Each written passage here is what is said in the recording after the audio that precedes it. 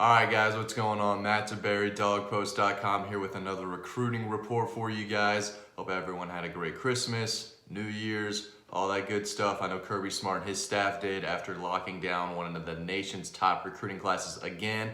Obviously, there is a February signing day around the corner where Georgia will put together their final pieces of this class. But as we've been reporting for a long time now, Georgia had a very good day. They always close well on signing day, and they did again in December, obviously with the last two coming from the All-Star games, Keely Ringo and Darnell Washington signing with Georgia there. So very good class overall. Kirby's still putting it together. I did want to talk real quick about Zach Evans, the five-star running back. Man, this has been crazy to cover. I'll say that. Lots of information out there, but at the same time, none at all. It's been tough to figure out what's true, what's not, what's going on. And again, I thought that he was going to commit to Georgia in September. I thought he was going to sign with Georgia. Actually, he did sign with Georgia. He signed a national letter of intent. And from what I'm gathering, it was really up to Kirby Smart and the staff whether they wanted to accept it and bring him into this class. Apparently, they did not. And that's where we are now. So, it does not feel like Georgia is going to get Zach Evans, and a lot of that is kind of, that's from them. That's not Zach turning Georgia down. I think right now it's Georgia not wanting to accept Evans and put him in this class. So, huge deal. Obviously, one of the most talented players, running backs out of Texas in some time. That's what I've been told. But it does not appear that it's going to work out, and Zach Evans will not be a Georgia Bulldog as we kind of expected he was in the few days leading up to signing day. So, there's still a few spots left in this class. Obviously, I think Georgia's sitting at 19, either signees / early enrollees. They obviously have two offensive linemen committed, Cedric Van Pran and Broderick Jones. I think Georgia is very solid and set up. I think with Cedric Van Pran, I feel comfortable saying that he will sign with Georgia in February. Not a ton of drama there. As it relates to Broderick Jones, the five-star tackle out of Lithonia, he's been verbally committed to Georgia for over a year and a half now. They would love to keep him on board. He's got his official visit to Georgia for January 25th that weekend, or 24th. And then I believe he's got his official visit to Auburn the final weekend before the February signing day. So this is a really big deal. Auburn offensive line coach J.B. Grimes just kind of resigned yesterday, so big news there. It's all going to come down to these official visits. Right now, I do think Georgia has a good shot to hold on to him, but Auburn's had some momentum here the past couple of months ever since his Iron Bowl visit. So this is going to come down to the wire, and I think it's going to come down to these last two official visits to Georgia and Auburn, to really, land his signature in February. So while Auburn, I do think, has some momentum, they might have lost it with a new offensive line coach coming in. They're going to have to make that move very soon, it looks like. So both schools have new offensive line coaches coming in, and I think Matt Luke, has a pretty decent chance of signing him in February. But we'll see how that goes. But I do feel very comfortable about Cedric Van Pran, however you want to announce it, signing with Georgia in February. And I do think Georgia still has a pretty good chance to keep Broderick Jones. And it's pretty wild because Georgia has four offensive linemen, signees already. Chad Lindbergh, Tate Ratledge, Devin Willock, the big tackle out of New Jersey. I believe it's New Jersey. And then Austin Blask, the three-star offensive lineman that Georgia signed right before signing day. So 4 guys already on board. Taking 6 offensive linemen is a lot, but you're not going to turn down a guy like Broderick Jones this late in the process too. So Georgia has a chance to sign 6 impact offensive linemen in this class, and I do think it's needed with a lot of the departures we've seen. 3 guys leaving for the draft: Isaiah Wilson, Andrew Thomas, and Solomon Kinley. So these guys are going to come in and really push for more starting time than I originally thought from this 2020 class. I do think Georgia wants to add one more defensive lineman, McKinley Jackson, out of Mississippi, the big defensive tackle. 4-star guy is a name to know. I'm going to be real with you guys. I think Georgia is behind a couple of other schools right now. They might be a little too late to the party here. there was a Matt Luke connection. Obviously, the former head coach at Ole Miss, when he had McKinley Jackson on the commitment list. Now he's at Georgia. Georgia tried to get back in the mix. And if they can get him on campus, I do think that Georgia has a legitimate shot here.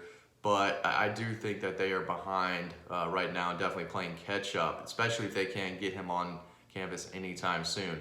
Alex Huntley, South Carolina commitment, teammate of 5-star Jordan Birch. He said he's going to try to make it to Athens this month for an official visit. If he does, maybe things get interesting there. But I do feel like he is pretty firm in his commitment to South Carolina right now. So if Georgia doesn't get those two guys, you could obviously see them try to go the grad transfer route and bring someone in. But I do think that they would like another body in this class. Just like defensive back, I think Georgia wants to add one more defensive back in this class.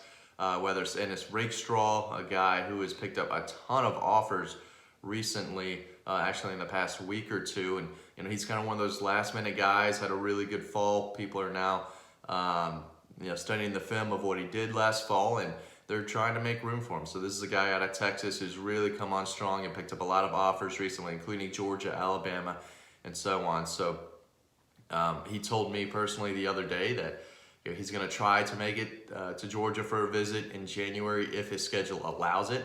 I believe he's got an official visit to Missouri, one to Miami, and I think one more somewhere else in January. So his schedule's pretty full, but if Georgia can get Rakestraw on campus, he could end up being a guy that they really push hard for. So Avante Williams, another guy to know. He's been kind of off and on Georgia's radar and kind of on our radar as we cover Georgia recruiting. Former Oregon commitment. I think Florida has a pretty good chance to land him. A little on the smaller side, but he's a guy that the staff has known about for a while now.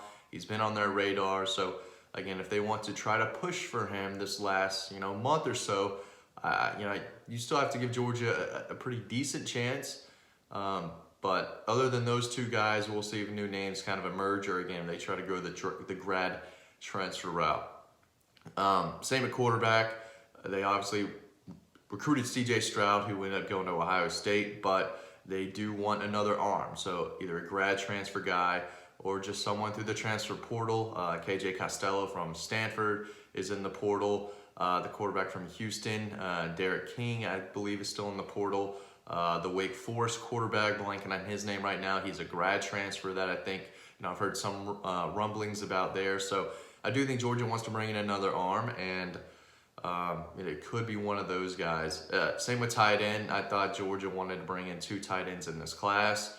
They still could, I guess, if they want to bring in another grad transfer, but they have Darnell Washington on board. Ideally, they would take another 2020 tight end. It doesn't look like that's going to be possible right now.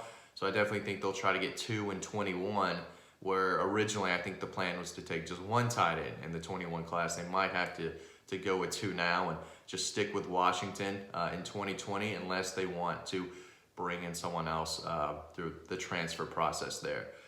Same thing at running back. I thought Georgia wanted ideally to bring in 2 running backs in this class. They got one in Kendall Milton, who's already on campus. And then there was the Zach Evans saga. We thought he would be the second running back in this class to jump on board. Obviously, that's not going to happen. Daijun Edwards out in Colquitt County is a name to know. And again, they could always try to go get a guy through the transfer portal or somewhere like that. But I definitely think it's in their best interest to bring in a second back along with Kendall Milton. We'll see how it goes. If there's another kid, DJ Lundy, who they might push a little harder for. He's a 3-star in-state kid, or Daijun Edwards. So lots of options out there. A lot of different ways this 2020 class could come together. But right now it's kind of a wait-and-see game. Not a ton of visits in January. Obviously, Broderick Jones has his official visit, but that's really the only big one that we know of right now. But overall, Georgia's 2020 class was very good. They did great on signing day. Obviously, we covered this before, but Arian Smith, Jermaine Burton, Austin Blask, those are really good players. A lot of people don't know about Blask, but he's a big-time wrestler, physical kid. If you watch this film, you probably wouldn't think he's a 3-star, but he's a kid who didn't do a lot of camps, didn't really get his name out there early in the process like a lot of these other kids do now. So he might kind of be a no-name guy for a lot of Georgia fans right now, but I think more and more that was a really nice signing for Georgia there. So had a really good signing day, especially at the wide receiver position.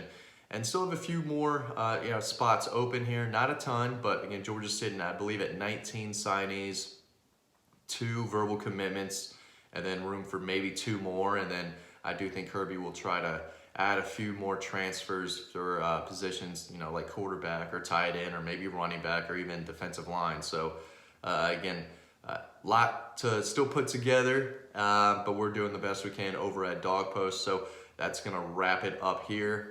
Again, thanks for watching, guys. I always appreciate it. And if I missed your question, just go on to dogpost.com, where we're always answering questions, pumping out content, making sure you guys are all up to date on Georgia football and recruiting. Like this video, subscribe to Dog Post on YouTube, and so you will always be updated on all the latest Georgia Bulldog football and recruiting news. I will see you guys next time. Thanks for watching.